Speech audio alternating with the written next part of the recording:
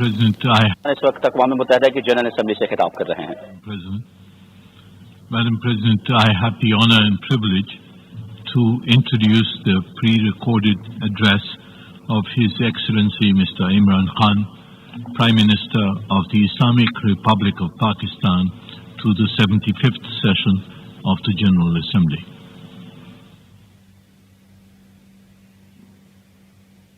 President, Secretary General, Excellencies, ladies and gentlemen, I'm honored to address the United Nations General Assembly once again.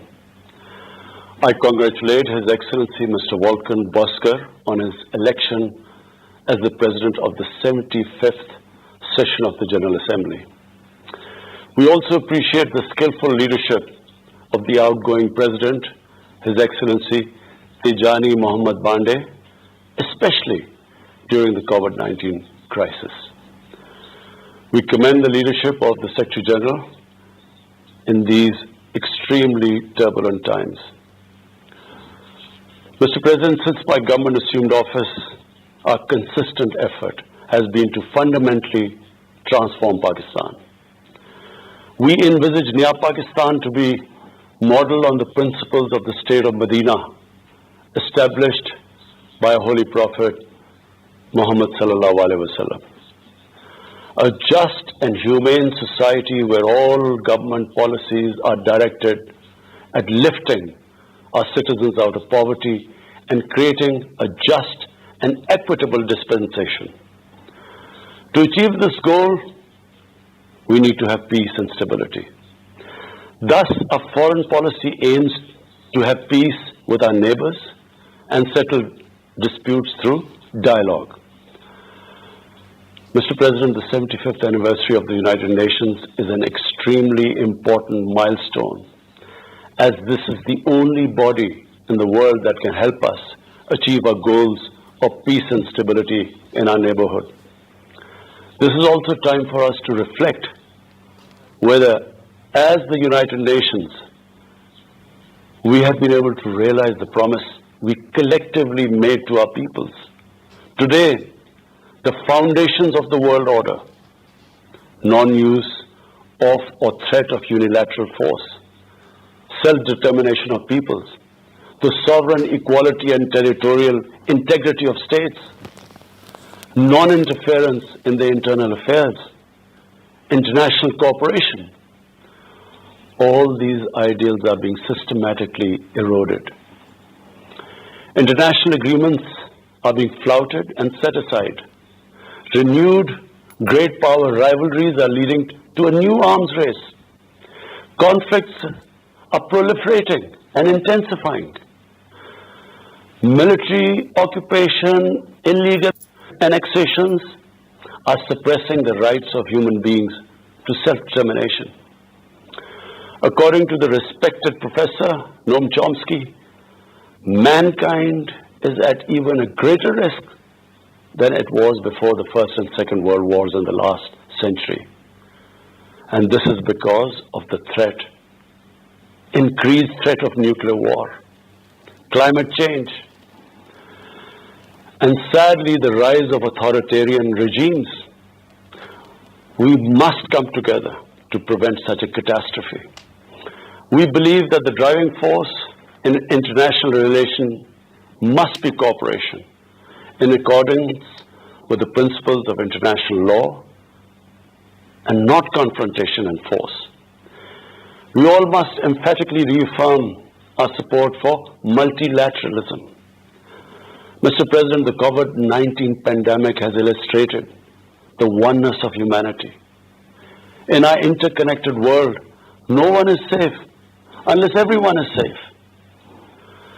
Locking down to control the pandemic has triggered the worst recession since the Great Recession in the last century. This has hit the poorest countries the hardest, as well as the poor in all the countries. In Pakistan, we realized very early on that if we imposed a strict lockdown, the type that several affluent countries had imposed, we would have more people dying of hunger than the virus. Therefore, we adopted a policy of smart lockdown. While concentrating on the hotspots, the virus hotspots, we opened up our agriculture sector immediately and then followed it up by the construction sector, which employed most of the people. At the same time, and this is despite financial constraints, my government deployed $8 billion, unprecedented amount, for our health services, plus support the poorest and most vulnerable households with direct cash payments through SARS program, and then subsidies to the small businesses. Even though our smart lockdown was heavily criticized in the beginning, but thanks to the Almighty Allah's grace, we have not only managed to control the virus, stabilize our economy, but most importantly, we have been able to protect the poorest segment of the society from the worst fallout of the lockdown. Today, Pakistan's response is cited among the success stories in controlling and responding to the pandemic.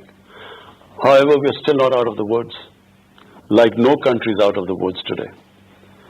But, Mr. President, it was obvious from the outset that developing countries would need fiscal space to respond to and recover from the COVID crisis. Debt relief is one of the best ways to create that fiscal space for developing countries. Therefore, in early April, I called for a global initiative on debt relief. We appreciate the G20's official debt suspension initiative and the emergency and rapid financing offered by the IMF, World Bank, Asian Development Bank, and UN agencies. This, however, is not going to be enough. The IMF has estimated that developing countries will need over $2.5 trillion to respond and recover from the crisis. The official debt suspension will need to be extended and expanded. Additional debt relief measures will also be needed. Development banks should ensure adequate financial inflows. Rich countries have generated over $10 trillion to finance their own response and recovery. They should support the creation of at least $500 billion in new special drawing rights for the developing world. Mr. President, in my address to the General Assembly last year, I had highlighted the tremendous damage that illicit financial flows from developing countries to rich countries and to offshore tax havens cause. This leads to the impoverishment of the developing nations. Money that could be used towards human development is siphoned off by corrupt elites. The loss of foreign exchange causes currency depreciation. That in turn leads to inflation and poverty. The quest for getting back these stolen resources is nearly impossible, given the cumbersome procedures. Moreover, the powerful money launderers have access to the best lawyers. And sadly, because they are the beneficiaries, there is a lack of political will in the rich countries to curb this criminal activity. Mr. President, if this phenomena is unaddressed, it will continue to accentuate the inequality between the rich and the poor nations, and eventually will spark off a bigger global crisis, a far bigger global crisis than the present migration issue poses. The rich states cannot hold forth on human rights and justice when they provide sanctuary to money launderers, to their looted wealth. There are robust anti-money laundering and anti-terror financing regimes. I call upon this Assembly to take the lead in efforts to build a global framework to stem the illicit financial flows and ensure speedy repatriation of stolen wealth. It is important to realize that the aid that flows from rich countries to the developing world is minuscule compared to the massive outflows by our corrupt elites. Mr. President, this year, I must again reiterate the threat posed to mankind due to climate change. Unprecedented fires in Australia, Siberia, California, Brazil. Unprecedented floodings in various parts of the world. Record temperatures, even in the Arctic Circle. This should make all of us worried for our future generations. Commitments made through the Paris agreements must be fulfilled. In particular, the commitment to mobilize $100 billion annually as climate finance. Pakistan's contribution to carbon emissions is minimal, but it is one of those countries most affected by climate change. Yet, we have decided to take the lead as we consider addressing climate change a universal responsibility. We have launched an extremely ambitious program to plant 10 billion trees in the next 3 years as a contribution to mitigating the effects of climate change.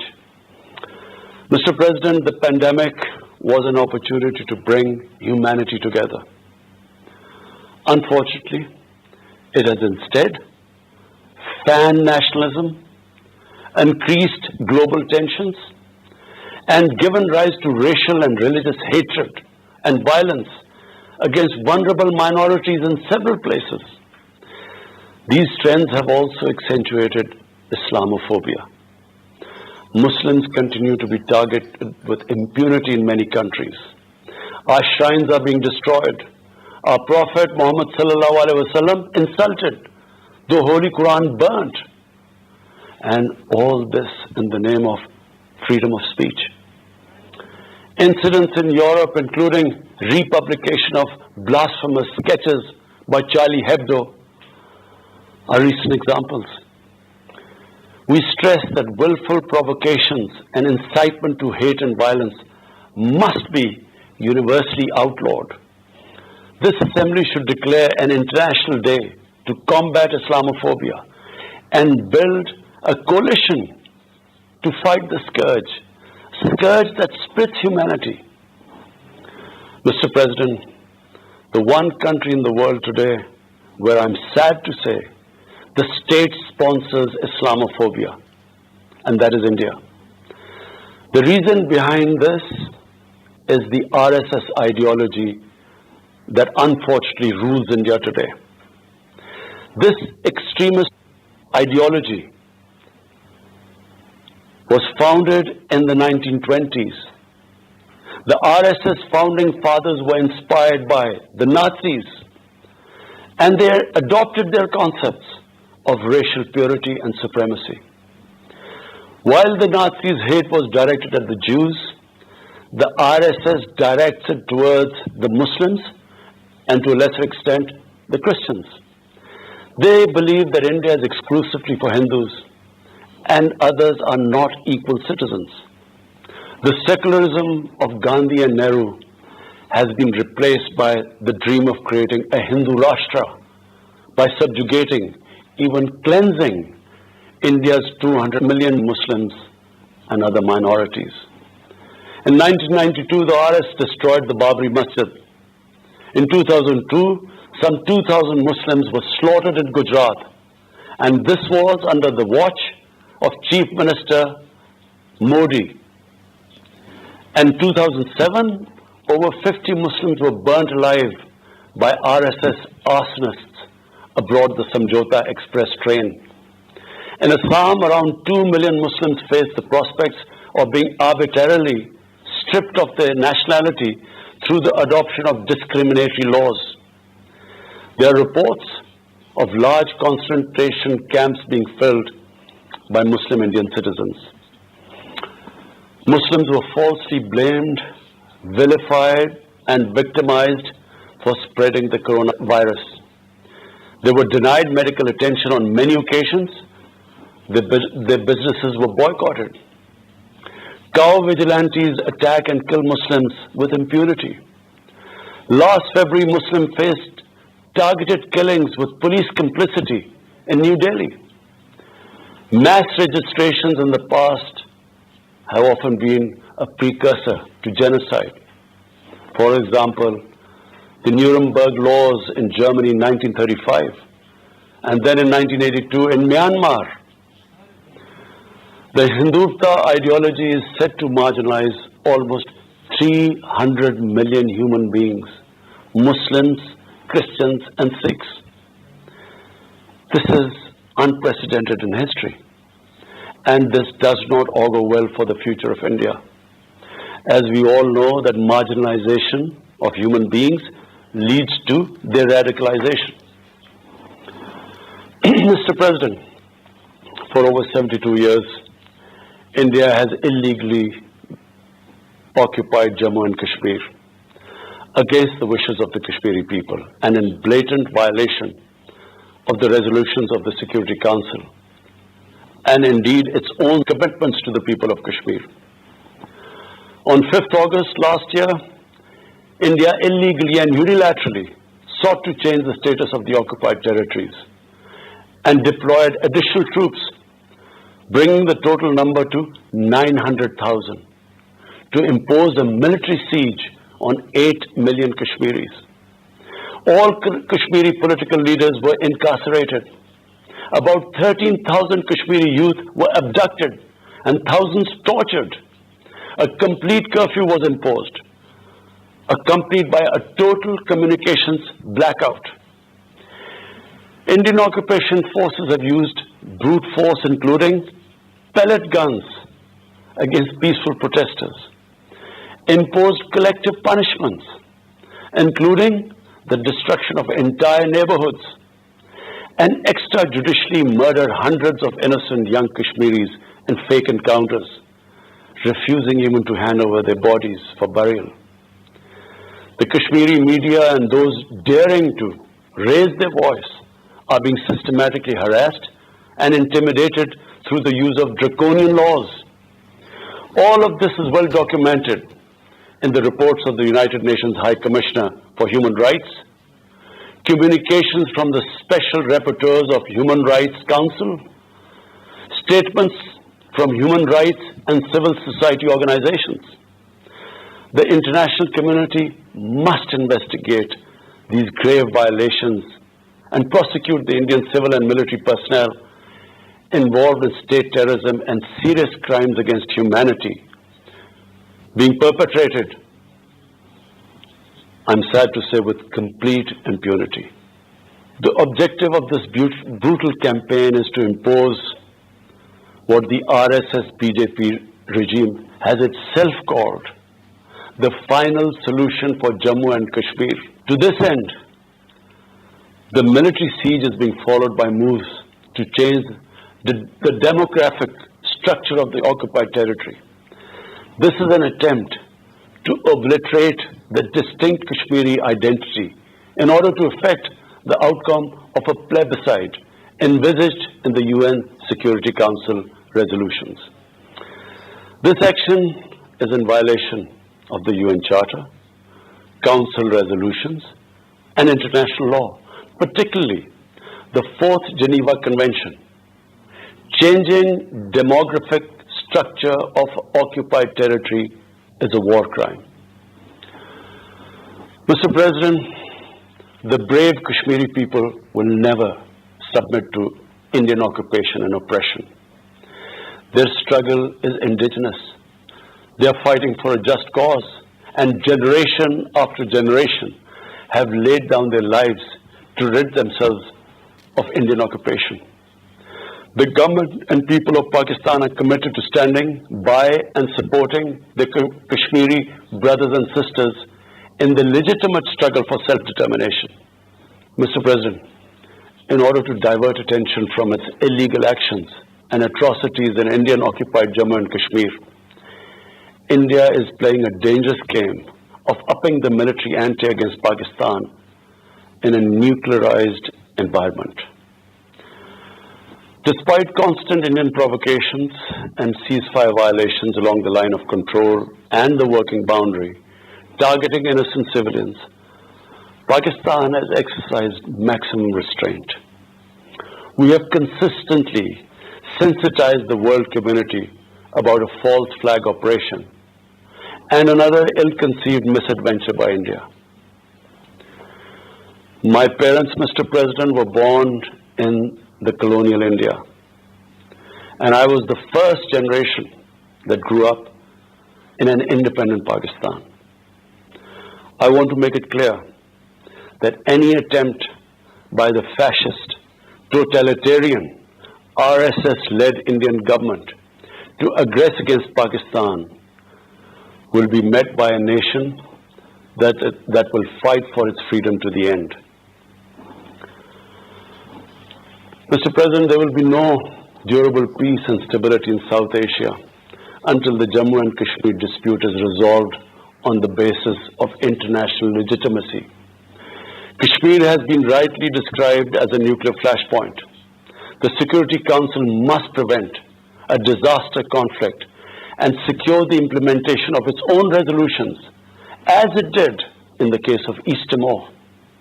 The Council has considered the situation in Jammu and Kashmir 3 times in the past year. It must take appropriate enforcement actions. It must also take steps to protect the Kashmiris from an impending genocide by India. Pakistan has always called for a peaceful solution. To this end, India must ascend. To reach this end, India must ascend the measures it has instituted since 5th August 2019, end its military siege and other gross human rights violations, and agree to resolve the Jammu and Kashmir dispute in accordance with the relevant UN Security Council resolutions, and of course, the wishes of the people of Kashmir. Mr. President, Pakistan's desire for peace in our region is also manifest in our efforts to promote a political solution in Afghanistan. I have consistently maintained over the past 2 decades that there is no military solution to the conflict in Afghanistan. The only way forward was and is a political settlement which involves the full spectrum of Afghanistan's political actors. Pakistan fully facilitated the process that culminated in the US-Taliban peace agreement on 29 February 2020. Pakistan is deeply gratified that it has fulfilled its part of the responsibility. The Afghan leaders must now seize this historic opportunity to achieve reconciliation and restore peace in the war-torn country. Through the intra-Afghan negotiations that commenced on 12th of September, they must work out an inclusive, broad-based and comprehensive political settlement. The process must be Afghan-led and Afghan-owned, and without any interference or outside influence. Early return of Afghan refugees must be part of this political solution.